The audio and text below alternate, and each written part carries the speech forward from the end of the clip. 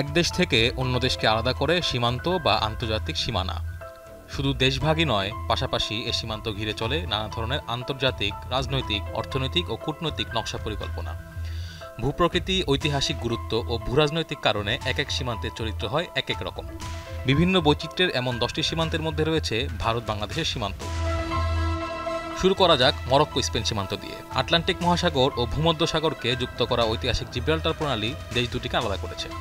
Gibraltar প্রণালীর সবচেয়ে সরু অংশ চওড়ায় মাত্র 15.9 কিলোমিটার। এটি আফ্রিকা ও ইউরোপ মহাদেশের মধ্যে একটি প্রাকৃতিক সীমানা প্রাচীর। এরপর রয়েছে সান মারিনো ইতালি সীমান্ত। বিশ্বের সবচেয়ে পুরনো প্রজাতন্ত্র সান মারিনো আষ্টেপৃষ্ঠে রয়েছে ইতালির ভূখণ্ড দিয়ে। ইতালির মধ্যে আলাদা একটি রাষ্ট্র হিসেবে রয়েছে সান মারিনো। এই বৈশিষ্ট্যই আলাদা করেছে ভূখণ্ডটির সীমানা। দুর্গম অ্যাপেনাইন পর্বতমালার ভেতর দিয়ে যাওয়া এই সীমান্তের দৈর্ঘ্য মাত্র 39 কিলোমিটার। তিনটি দেশের এক সীমান্ত বিশ্বে খুব একটা দেখা যায় না। এমনটি দেখা যায় হাঙ্গেরি, স্লোভাকিয়া ও অস্ট্রিয়ার সীমান্তে। মধ্য ইউরোপে অবস্থিত এই সীমান্ত এলাকাটি যুগ যুগ ধরে সংস্কৃতি ও ভাষার আদান প্রদান এবং বাণিজ্য পথের একটি কেন্দ্র হয়ে রয়েছে। বিচিত্র ভূপ্রকৃতির মধ্যে দিয়ে গেছে এই সীমান্ত রেখা। বিশ্বের সবচেয়ে প্রাচীন অপরিবর্তিত সীমান্তগুলোর একটি স্পেন পর্তুগাল সীমান্ত। 1297 সালে আলকানিসেস চুক্তির মাধ্যমে স্পেন ও পর্তুগালের মধ্যে যে সীমানা নির্ধারিত হয় তা এখনও তেমনই রয়েছে। পশ্চিমে আটলান্টিক উপকূল থেকে পূর্বে পিরেনিস পর্বতমালা পর্যন্ত বিস্তৃত এই সীমান্তের দৈর্ঘ্য 1214 কিলোমিটার।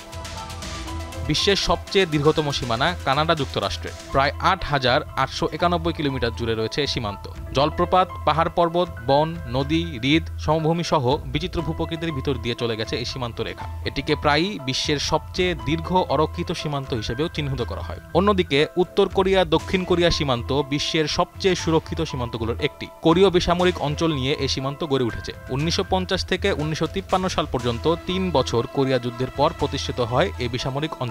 কোরিয়া উপদ্বীপের উত্তর ও দক্ষিণে বিভক্ত হওয়ায় প্রতীক হিসেবে গণ্য হয়ে থাকে এই সীমান্ত রেখা।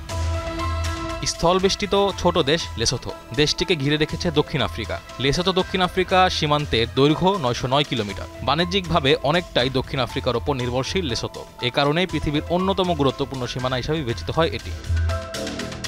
ছিটমহল ও মূল ভূখণ্ড থেকে বিচ্ছিন্ন অঞ্চলে জটিল বিন্যাস নেদারল্যান্ডস বেলজিয়ামের সীমান্তের বড় বৈশিষ্ট্য। এটা বিশেষ করে বোঝা যায় বেলজিয়ামের বার্লে হার্টগ পৌরসভা এবং নেদারল্যান্ডসের বার্লে নাসাও পৌরসভার ক্ষেত্রে। বার্লে হার্টগ বা বার্লে নাসাও আসলে একটি শহর। শহরটি বেলজিয়াম ও নেদারল্যান্ডসের মধ্যে ভাগ হয়ে আছে। দুই ভাগে বিভক্ত এই শহর টেনে আনে অনেক পর্যটককে।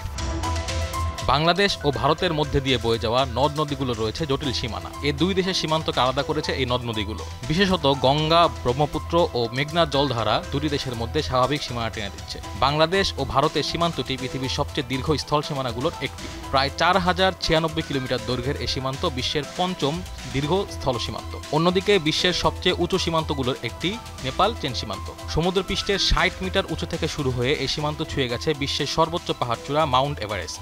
সীমান্তগুলোর এমন বৈচিত্র্য যেমন আকর্ষণ করে পর্যটকদের, তেমনি ভৌগোলিক রূপরেখায় ফেলে গুরুত্বপূর্ণ প্রভাব। নাঈম হামিদ, দীপ্ত সংবাদ।